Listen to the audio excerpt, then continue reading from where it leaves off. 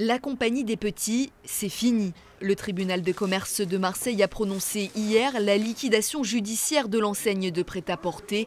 Le siège social des Pennes Mirabeau est amené à disparaître. Donc avant, là, tout ce que vous voyez derrière était plein, tout était plein. Donc là, on vide tout, on met tout sur des palettes qui vont partir au soldeur. Donc on a déjà fait partir 8 semis et là, on continue le travail. Dans le détail, 172 emplois sont supprimés, à peine 41 sauvegardés. L'entreprise de lingerie Valège reprend à son nom 5 boutiques. Le site de puériculture Allo Bébé, l'autre marque de la maison mère H3M, est lui racheté par la société Lulilo. Pour l'ensemble des salariés, c'est la fin d'une interminable attente, après 4 mois de procédure. La fin aussi d'une aventure collective, débutée il y a 25 ans pour Valérie. C'est quand même vraiment bien amusé.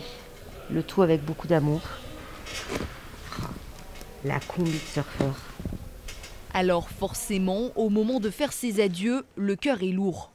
Ce soir, quand on quittera la porte, oui, je pense qu'il y aura de l'émotion, il y aura des larmes, voilà, il faut fermer ce chapitre-là, mais sans aucun regret parce que on est allé jusqu'au bout, on n'a pas quitté le navire, on s'est battu autant qu'on pouvait et même si on a réussi à sauver que 41 emplois, sachant que nous on savait que de toute façon nous-mêmes on était condamnés, la bataille elle valait le coup d'être menée pour ces 41 familles qui au moins aujourd'hui ne tombent pas.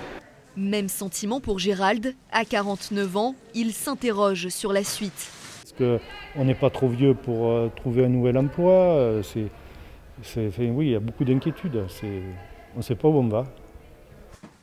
De l'inquiétude et de l'amertume aussi. Beaucoup pointent du doigt la mauvaise gestion de l'entreprise créée en 91 par un dirigeant chinois. Après 15 ans de prospérité, le chiffre d'affaires s'est progressivement érodé. Une situation absolument désastreuse, un état de déficit très important, des erreurs de gestion, une procédure de redressement judiciaire qui aurait dû être mise en œuvre depuis au moins 2 ans pour éviter de se trouver dans une telle situation. Et c'est probablement à cause de ça que des repreneurs n'ont pas été intéressés par racheter la marque La Compagnie des Petits.